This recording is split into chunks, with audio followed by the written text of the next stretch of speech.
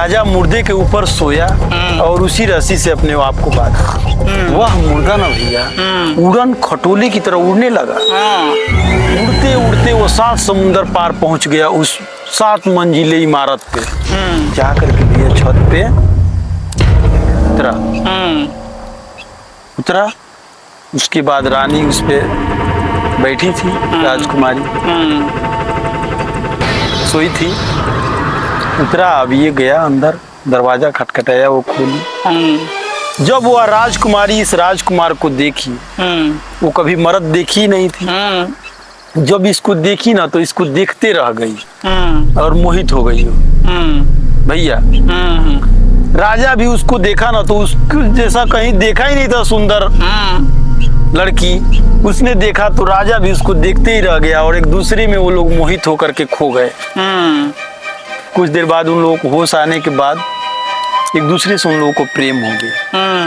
प्रेम हो गया भैया ना, तो मुर्दे ने बोला सब कुछ, वो अपना जो भी वो लोग थे आपस में संबंध सब कुछ किए वो लोग। मुर्दे ने बोला राजन अब समय हो रहा है, नहीं तो सुबह हो जाएगा, चला जाए। तो राजा ने कहा राजकुमारी से कि अब मैं जा रहा हूँ। तो उसने कहा राजकुमारी ने कि बताइए आप चले जाएंगे तो फिर हम कैसे मिलेंगे आपसे। तो राजा ने कहा कि तुम चिंता न करो। राजा ने अपनी अंगूठी निकाली और राजकुमारी को पहना दी। कहा कि तुम चिंता न करो, ये निशानी के चिन्ह पे है, मैं तुम्हें जरूर लेने के लिए आऊंगा। बस ये अंगूठी तुम पास रखना, तभी ना मैं पहचान करूंगा, मैं तुझे लेने के लिए जरूर आऊंगा। और यही बात कर करके राजा वहां से आया, मुर्दे पे फिर सोया, बाधा रस्सी से, फिर मुर्दा ला करके भंडार में तुरंत आकर के वहां उतर गया।